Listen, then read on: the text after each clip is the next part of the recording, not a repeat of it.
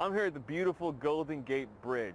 And listen, I do a lot of question and answers with people, and very often young people ask me, why does the church hate gay people?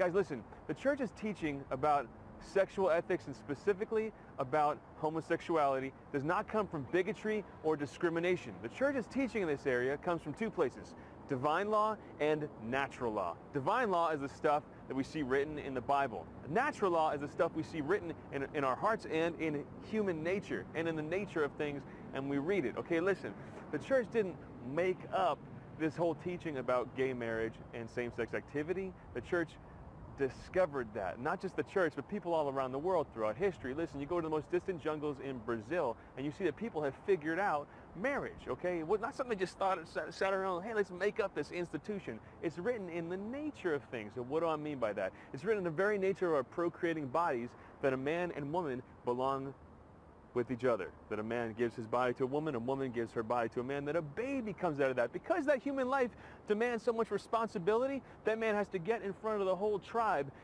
or village or town or whatever it is and make a promise, a commitment to that person to care for that baby and not just leave this woman with that baby. So the institution of marriage comes from the very nature of our procreating bodies. It's written in nature. So the church recognizes what's written in nature and what's written in the Bible. That doesn't come from a place of discrimination.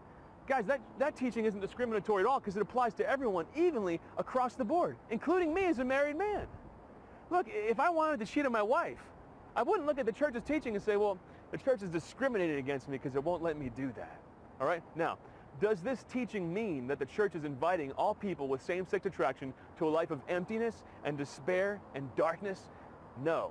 We're not inviting them to a loveless life. Listen, most of the saints in the Catholic Church were celibate. They weren't having sex. Our bishops, priests, celibate. Jesus Christ, a celibate.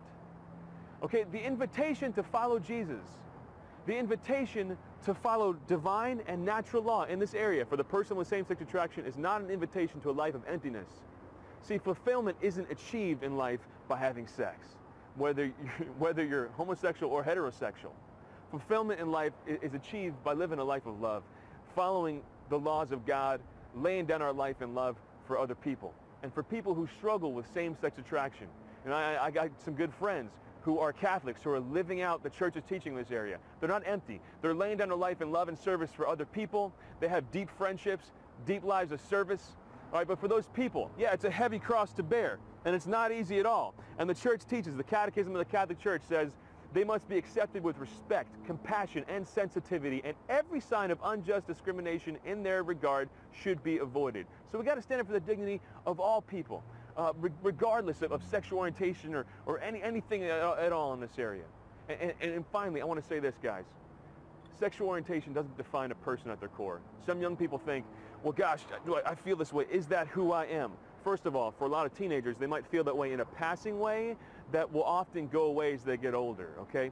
But for those people who it doesn't go away for, that doesn't define you at your core. Mother Teresa of Calcutta started the first AIDS hospice in New York City. And people referred to the people she cared to as homosexuals. And I'm told once she told them, you know, don't talk to them about them that way. Don't label them that way. They're not homosexual. They're children of God.